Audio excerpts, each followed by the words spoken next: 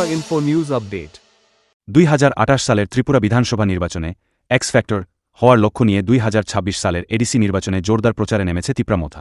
তিপ্রাসা জনগণের দাবি আদায়ে তিপ্রাসা অ্যাকর্ড সহ একাধিক বিষয়কে সামনে রেখে রবিবার ত্রিপুরা স্বশাসিত জেলা পরিষদের 14 নম্বর বোধজংনগর ওয়াকিনগড় কেন্দ্রের তিপ্রামথা মনোনীত প্রার্থী রুনিয়াল দেববর্মা সিপাহীপাড়া ও টিংটাং এলাকায় ব্যাপক জনসমর্থন নিয়ে বাড়ি বাড়ি প্রচার চালান। তিনি 12 এপ্রিল আনার্স প্রতীকে ভোট দেওয়ার জন্য গণদেবতার কাছে প্রার্থনা জানান। এই সময় উপস্থিত ছিলেন তিপ্রামথার মনোনীত প্রার্থী এম রুনিয়াল দেববর্মা, লেফুঙ্গা সভাপতি দীপক দেববর্মা, দলের যুব সংগঠনের ব্লক সভাপতি প্রশান্ত দেববর্মা এবং নারী সংগঠনের নেত্রী সাগরিকা দেববর্মা সহ বহু কর্মী সমর্থক। প্রতিক্রিয়া ব্যক্ত করতে গিয়ে রুনিয়াল দেববর্মা বলেন, জনগণের ব্যাপক সাড়া মিলছে এবং সবাই প্রস্তুত মহারাজাকে আনার্স প্রতীকে ভোট দিয়ে এডিসিতে বিপুল জয় নিশ্চিত করতে। পাশাপাশি তিনি দাবি করেন, 2028 সালের ত্রিপুরা বিধানসভা নির্বাচনে এক্স ফ্যাক্টর হওয়ার লক্ষ্যেই তারা এখন থেকেই মাঠে নেমেছেন। আমরা 9টার থেকে চালাচ্ছি, আমরা 14 বুধজংনগর ওয়াকিনগরে যে রেসপন্সটা পাচ্ছি এটা খুব প্রশংসনীয়। কারণ কি তিপ্রাসারা সব বুবাগরাকে 12 তারিখের জন্য অপেক্ষায় আছে, বুবাগরাকে আনারস যে আমাদের সিম্বলে বুথ দিয়ে জয়যুক্ত করার জন্য। আর আমরা শুধু এখন মার্জিনের আমরা মার্জিনের জন্য আমরা ভাবছি। আর এবার আমরা 25,000 এবার বুথ পাচ্ছি এই 14 বুধজংনগর ওয়াকিনগরে। আমার কথাতে ঠিক কিনা আপনি 17 তারিখে দেখুন একবার। আর এর সাথে সিপিএম 100 পার হচ্ছে না, বিজেপি 1000 পার হচ্ছে না, কংগ্রেস 100 পার হচ্ছে না। দেখুন আপনারা 17 তারিখের রেজাল্টে এটা প্রুফ হয়ে যাবে।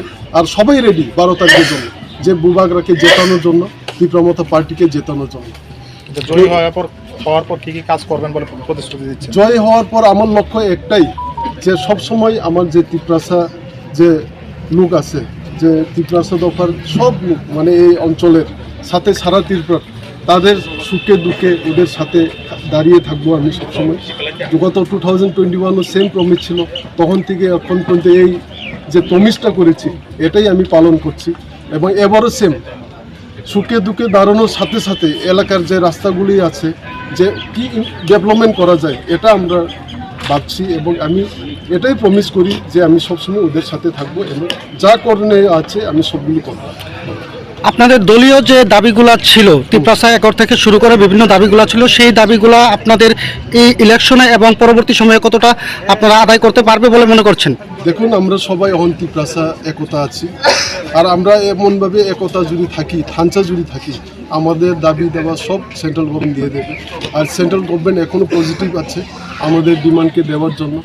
আর আমরা ভাবছি যে তিপ্রাসা একট যে সাইন হয়েছিল গত 1.5 বছর আগে, এটাও খুব শীঘ্রই ইমপ্লিমেন্ট হবে।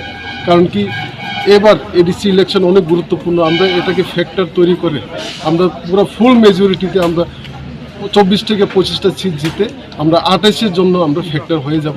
এবং 28-এ এমন ফ্যাক্টর হয়ে যায় আমাদের চিফ মিনিস্টার হবে। এডিসি এলাকাতে আমরা এবার বিজেপিকে শূন্য করছি। ধন্যবাদ। To Tripura Info and press the bell icon so that you never miss any latest updates and news on Tripura.